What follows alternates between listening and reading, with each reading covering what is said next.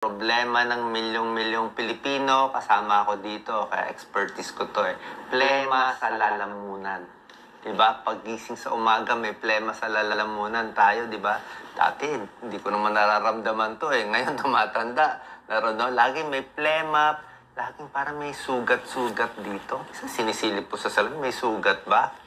At parang minsan pati boses mo, mahirap.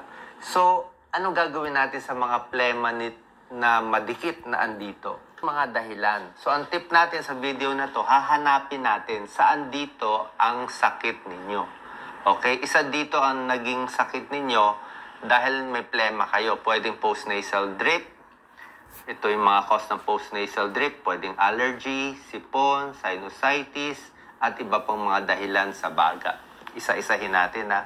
Tingnan natin kung ano yung tatama sa inyo.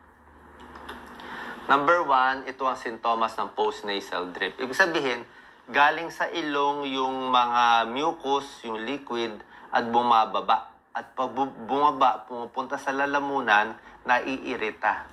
Kaya pagdating sa lalamunan nitong tumutulo sa ilong, uubuhin. Parang may nakakiliti, di ba? Parang ang kati-kati, kailangan uubo ako konti. Sore throat, pwede rin, pati boses, nag-iiba din. Maraming cause ang postnasal drip. Bakit? Ang isang dahilan nito, kaya nagdi-drip-drip lagi, ay dahil sa may allergy kayo. Ito yung isa sa cause. Pwedeng allergy, pwedeng sipon, pwedeng sinusitis. Isang dahilan dito, allergy. 25% ng tao nagkaka-allergy. Pag allergy, makati ang ilong, konting alikabok lang, hahatching na, pati mata, mapula-pula, itchy nose, di ba? Di makatulog kasi nga laging ubo ng ubo.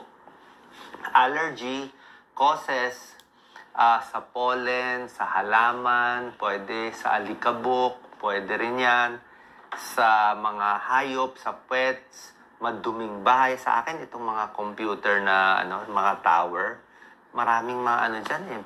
Feeling ko yung mga himulmul, yung mga madumi, yung mga alikabok, dyan ako na-allergy. Minsan sa sopa, diba? Sa sopa, pag hindi nalilinis, kaya kailangan malinis na malinis. So, gamot sa allergy, iwas sa nakaka-allergy. Pag lumalabas, pwede nakamask kung may allergy ka sa mga pollen. Yung mga hayop ba, pwede sa labas na lang ng bahay, yung mga balahibo nila. Diba? Kahit alagang ibon ko, meron din mga balahibo. At pag hindi makuha, merong gamot sa allergy. Ako nga, dami ko na ininom eh. Mga anti-allergy medicines. Nakainom na ako almost 2 months nito nung mga November, December. Pag malamig ang panahon, minsan mas doon ako nag-allergy. Seasonal. Ngayon mas mainit, mas bawas, mas hindi ako umiinom. Anti-allergy. Gumagamit rin ako ng saline spray. Saline na to, asin, tubig, kahit anong brand. Ini-spray ko sa ilong ko. Pampabasa, bawas din sa nosebleed, at may tulong din konti sa allergy para sa akin.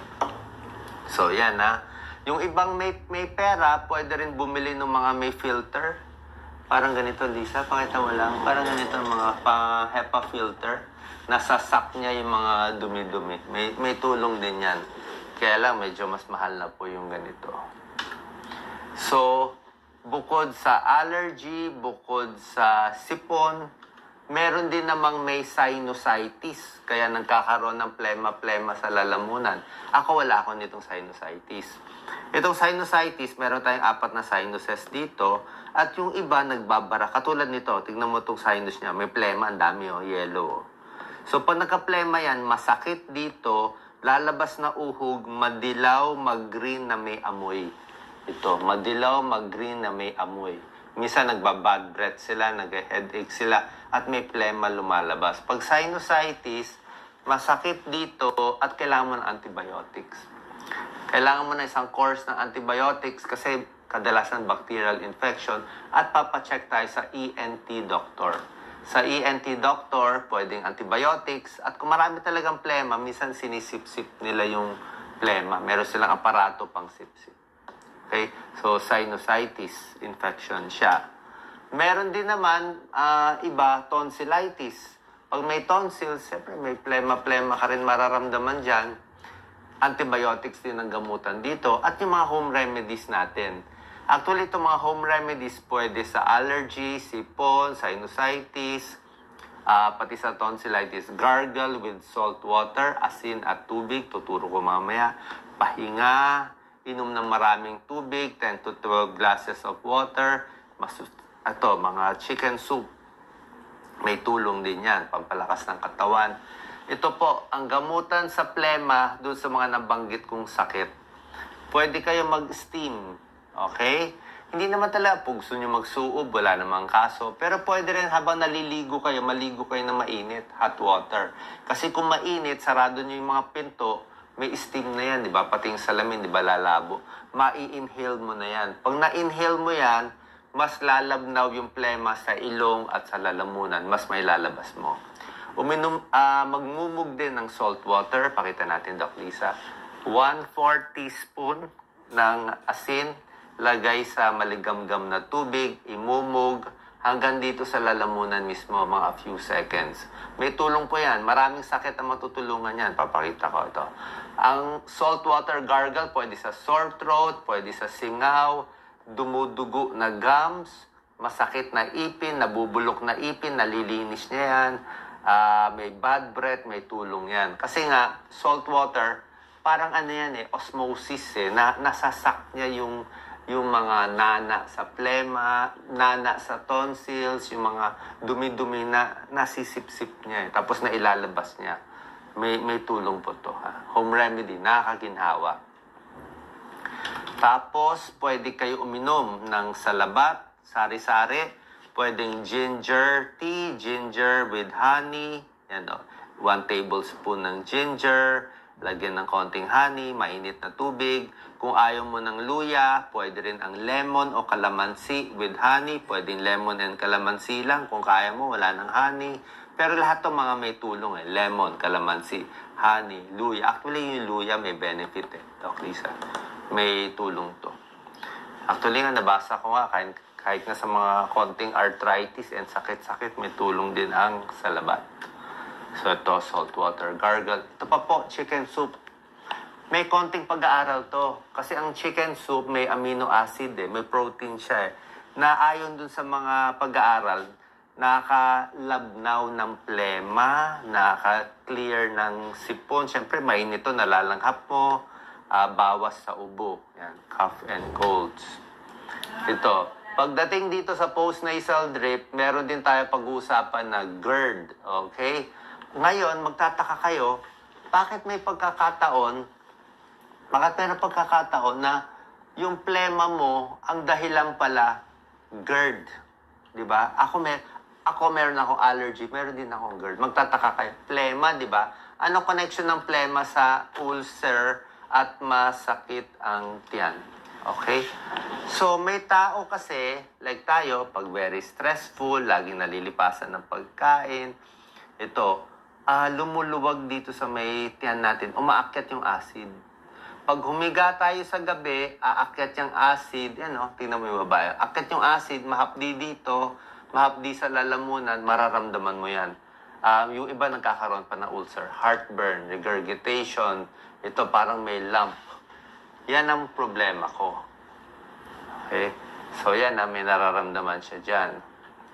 So anong gagawin natin?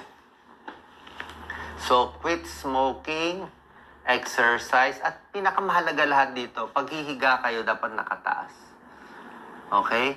Kailangan maintindihan nyo muna na plema sa lalamunan, di ba? Isip mo, plema, may problema dito. Pero may tao, ang problema pala, nasa tiyan. Umaakyat yung acid. Maraming may ganyan. Actually, underdiagnosed to Umaakyat yung acid, lalo na sa gabi. Di ba? Umaakyat siya, parang maasim. Gigising nga ako madaling araw, iinom ako ng 2-3 lagok ng tubig. Kasi itong acid na to, masisira niya itong mga dito sa lalamunan. At itong acid, masisira din yung vocal cords natin. Pag nasira yung vocal cords, actually, isang pinsan ko, nasira yung boses niya. Ba't mahina boses ko? Chinek ng ENT, nasilip, nagagasgas na yung vocal cord niya, kakatama sa acid. So, ang tip sa kanya, matulog ng 2-3 unan at medyo mataas. pwede ka mag-lazy boy kung gusto mo. So, isang tip pa rin sa mga may GERD, ito po, kumain ng maraming beses pero pa konti-konti lang. Ayaw mo mapuno ang tiyan eh. Ayaw mo siya ma-overflow ng pagkain eh.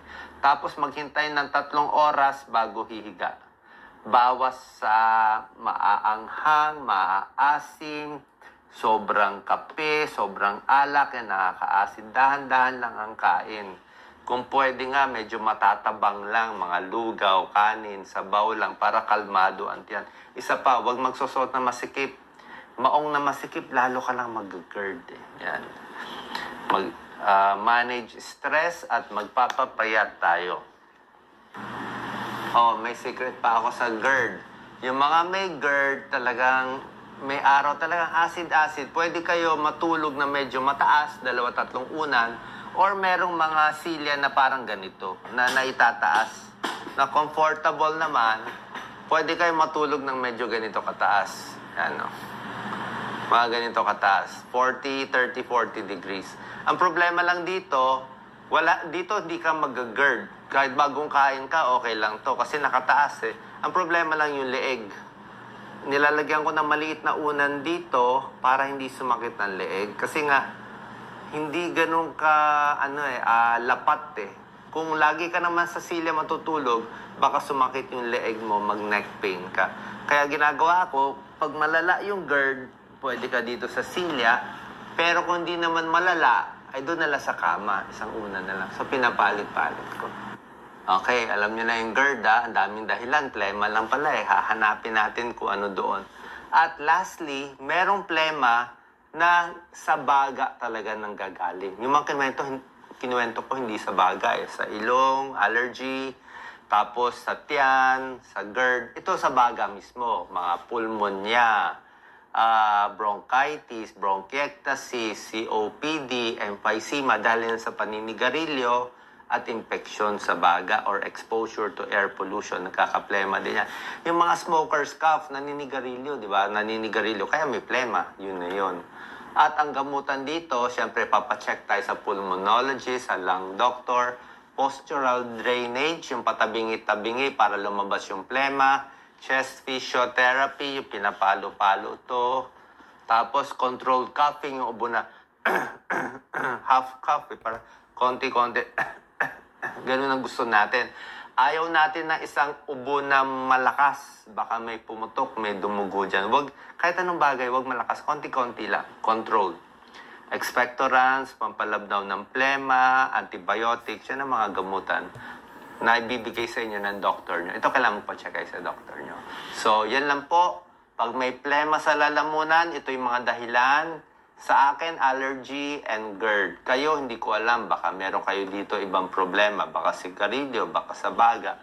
So, hopefully, pag alam na natin ano ang dahilan, nabigay ko naman sa inyong gamutan, sana po nakatulong tong video. Pag tuloy-tuloy ang sintomas, pa-check tayo sa doktor kahit isang beses para at least mag-guide lang kayo kung saan kayo papunta. God bless po.